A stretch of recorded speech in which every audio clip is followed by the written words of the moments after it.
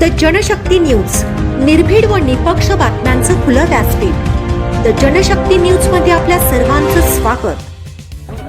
पलूस गडेगाव विधानसभा मतदारसंघाचे माजी आमदार, भारतीय जनता पार्टी सांगली जिल्ह्याचे माजी अध्यक्ष माननीय पृथ्वीराज बाबांचा आज वाढदिवस आहे। आपल्या सर्वांच्या वतीनं बाबांना आपण खूप खूप शुभेच्छा देऊया। त्यांच्या सर्व इच्छा आकांक्षा पुढच्या वाढदिवसापर्यंत पूर्ण करण्याची प्रचंड शक्ती देवाभावाने दादांच्या रूपानं त्यांना मिळावी अशी बिरोबाच्या चरणी मी प्रार्थना करतो।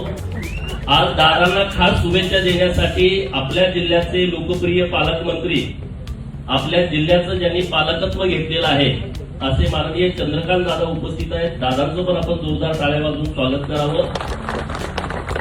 जिल्ह्याचे तरुण तडफदार जिल्हा अध्यक्ष माननीय सम्राट बाबा, माननीय शरद भाऊ लाड, माननीय धनेश दादा कदम साताऱ्याचे जिल्हाध्यक्ष, बाबा आणि बाबाच्या कुटुंबातील सर्व मान्यवर मंडळी आणि तुम्ही सर्वजण बाबांच्या चांगल्या काळात पण सोबत असता, पडत्या काळात पण सोबत असता, असे सर्व त्यांचे जीवाभावाचे सहकारी आज मोठ्या संख्येने उपस्थित आहात।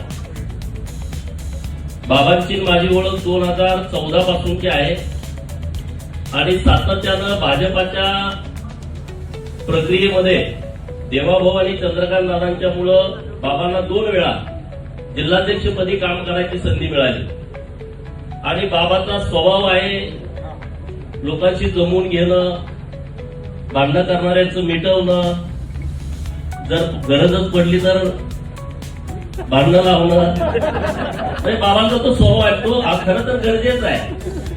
आणि आता भाजपला खरं तर बाबांची खरंच दादा गरज आहे। फार मोठा भाजपमध्ये जे काही संघर्ष असतील तर ती क्षमवण्याची क्षमता बाबांच्या मध्ये आहे। आणि आता बाबांचा लूक पण बदललाय, शिवेंद्र बाबांचे पाहुणे झाल्यापासून बाबांचं राहणीमान बदललंय, बाबाच्या चेहऱ्यावरती टवटवी आलेली आहे, हे सगळ्यांना जाणवतंय।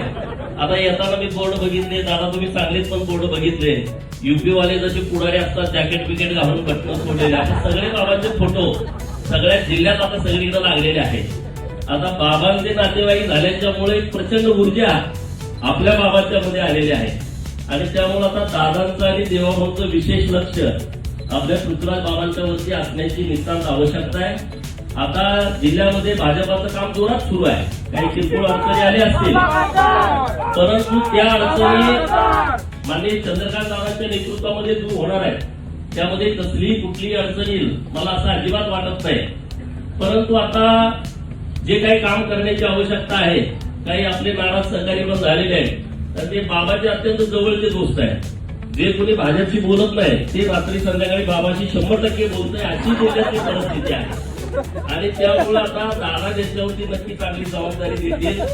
दादांचं आपल्या जिल्ह्यात एवढं बारकाव्यानं लक्ष आहे की अत्यंत जिल्ह्यामध्ये विकासाच्या दृष्टिकोनातून नेमकं काय केलं पाहिजे, तळेगाव बलूची गरज काय, आटपाडी खानापूरची गरज काय, जतला काय पाहिजे, कवटेमकाळला काय पाहिजे, ईश्वरपूर शिराळ्याला काय पाहिजे, सांगली मिरजला काय पाहिजे, तासगावला काय पाहिजे, याचा सगळा अभ्यास चंद्रकांत दादांनी पालकमंत्री मागेही होते, आता पण आहे।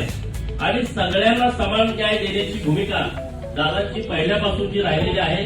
आज पृथ्वीराज बाबांच्या वाढदिवसाच्या निमित्तानं दादा आवर्जून, दादाचं तुम्ही शेड्यूल सगळं बघा, झोपते किती वेळ आता मला माहित नाही, पण इतकं त्यांचं बिझी शेड्यूल आहे, परंतु बाबांच्या वरती त्यांचं विशेष प्रेम आहे जिल्ह्यात आणि त्यामुळे आवर्जून वेळ काढून ते आज पृथ्वीराज बाबांना शुभेच्छा देण्यासाठी आलेले आहेत। मी मनापासून बाबांना खूप खूप शुभेच्छा देतो आणि परमेश्वर त्यांनी प्रार्थना करतो बाबांना दीर्घायुष्य मिळावं। कारण मी त्यांच्या स्टोऱ्या ऐकतोय, कारखाना कसे काढले, सुदगिरण्या कशा काढल्या, बाबा उलाढाली करणाराच माणूस आहे, त्याशिवाय इथंपर्यंत येऊ शकत नाही। एवढ्या मोठ्या प्रस्थापित व्यवस्थेच्या विरोधात कारखान्याची परमिशन कशी घेतली याचा जर लेख बाबांनी प्रसिद्ध केला तर बाबाच्या अंगात किती कला आहेत हे लक्षात येईल। म्हणजे हे शक्यच नाही, हे होणं शक्य नाही, परंतु ते त्यांनी केलं। कुठून कसं जायचं, मुंबईतनं पुण्यातनं दिल्लीला जायला विमान नाही तर कुठं गोव्याला जायचं, गोव्याचं कुठं जायचं, दिल्लीत जायचं, पोचायचं आणि ती परवानगी आणायची आणि काही नसताना आणायची, एवढं सोपं नाही। आता त्यांचं ठीक आहे, परंतु वयाच्या 25व्या 26व्या वर्षी कारखाना काढलं, अरे आपल्याला पिठाची चक्की पण नाही अजून, तरी आपल्या डोक्यात पर्यंत पीठ आहे, अजून दळून आणतोय आपण दुसरीकडून। बाबांना वाटलं की कारखाना काढावा तो काढला त्यांनी, चालवला. आता खूप चांगल्या पद्धतीनं त्यांनी आता तो कारखाना पुढे रन केलेला आहे. तर असं सगळं काम त्यांच्या हातून चाललंय. मी खूप खूप शुभेच्छा देतो आणि दादांना विनंती करतो त्यांनी बाबांना शुभेच्छा द्या.